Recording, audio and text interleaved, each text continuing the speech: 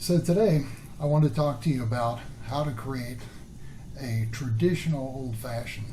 So as cocktails are becoming more and more popular, and the longer that they're out on the market, eventually bartenders at famous hotels and resorts start to make their own modifications, kind of make it their own. And over time, those modifications get a little out of control, and so we lose sight of the traditional way of making the drink. So today I want to talk to you about how to make an old-fashioned. There are 4 things that have to be in the drink to be called an old-fashioned. One is alcohol. Second is bitters. Third is sugar. And fourth is water. Okay, for water, what I'm going to use is I'm going to use a block of ice, which as it melts becomes my water. As you know, bourbon drinkers will usually put 2 or 3 drops of water in their bourbon when they're drinking it neat. Kind of opens it up and expands the flavor profile a little bit. So, first thing you need to know is that an old-fashioned is not a pour. You don't pour an old-fashioned, pouring things into a glass. It's a build, and you start it from the bottom up. So I'm going to teach you how to build an old-fashioned. So the first thing we need is we need some sugar. Now, you don't want to use simple syrup, and you don't want to use white granulated sugar packets or anything like that. You start with a sugar cube. This is the tradition. And this is Demerara sugar, so it's not bleached or anything of that sort. So it's still got a little bit of molasses in it, which will add flavor to the drink. So I'm going to start with that. And then we're going to use our muddler. And over time, this drink has been altered to the point where people are throwing fruit into the drink and they're muddling that fruit.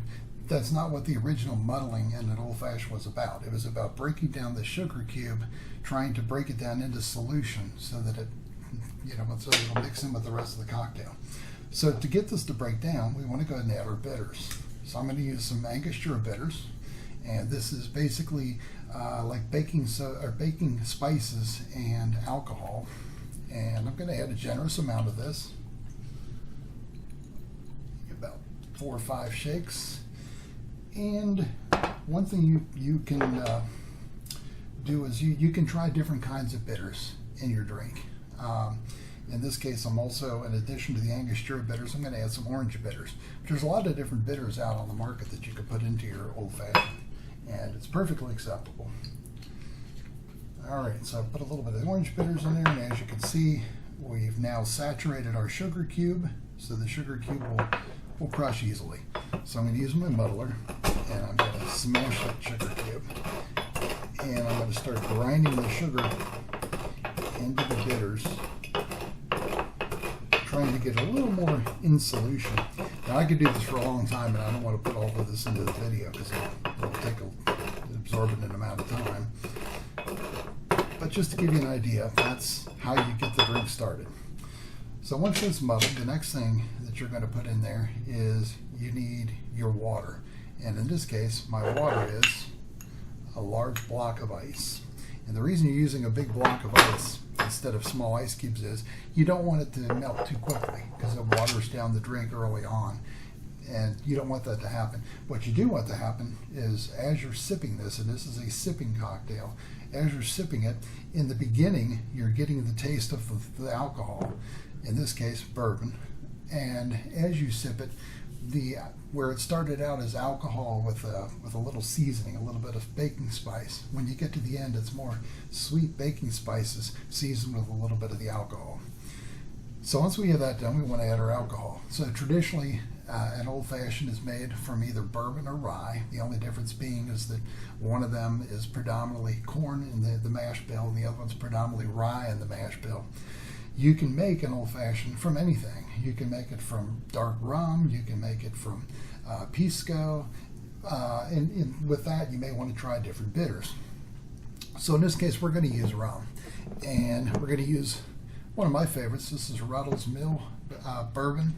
And the reason I like the Ruddell's Mill is, number one, it's very tasty. And number two, it is produced by the Covered Bridges Whisky Company, who believe in the preservation and restoration of our historic covered bridges. So I like to support them whenever possible.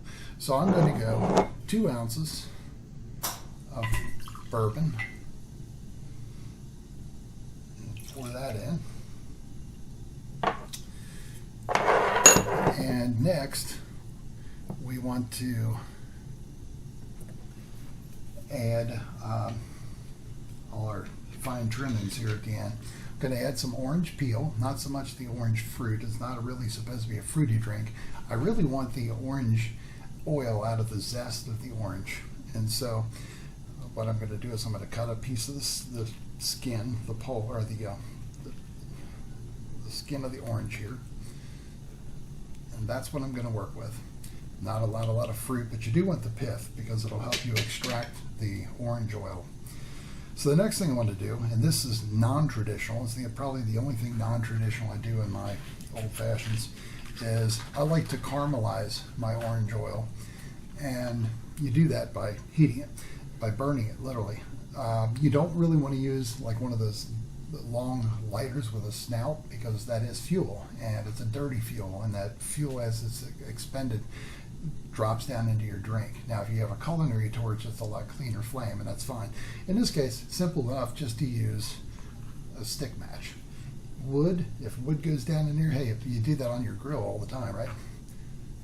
So I'm going to let it burn away all the sulfur first, and then I'm going to heat the skin, and that will help me to extract the oils.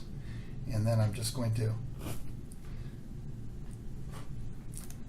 burn that off, and all of that goes down into the drink. So now I've got caramelized orange oil in there, and in addition, I'm going to squeeze this a little bit more. You probably can't see it on camera, but now I have a very shiny, oily surface there, and that's the orange oil. And so I'm going to go around and put that all over the rim of my glass. And the reason I'm going to do that is the same reason that people put sugar around the rim of certain cocktails or salt around the rim of cocktails. That way, as you're drinking it, sipping it, you continually turn the glass, and you've always got a little bit of taste of that orange oil as you go. So I'm just going to put that right in there. And finally, I'm going to put in a cherry, not muddled like people tend to do these days. And not just any cherry. In this case, I'm going to use Ruddell's Mill Kentucky Bourbon cherries. And I'm going to go ahead and just, any syrup that comes out with it, I'm just going to put it all right in the drink.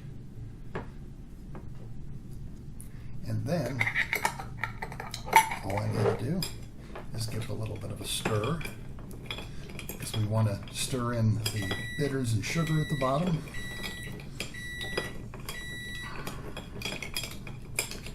And once that's done, there you have it. There's your old-fashioned cocktail. And as I said, as you sip it, it eventually evolves as the ice melts. It keeps changing the taste throughout the enjoyment of the cocktail. So get a little bit of the orange oil. And there it is. Perfect. And that's how you traditionally make it old-fashioned.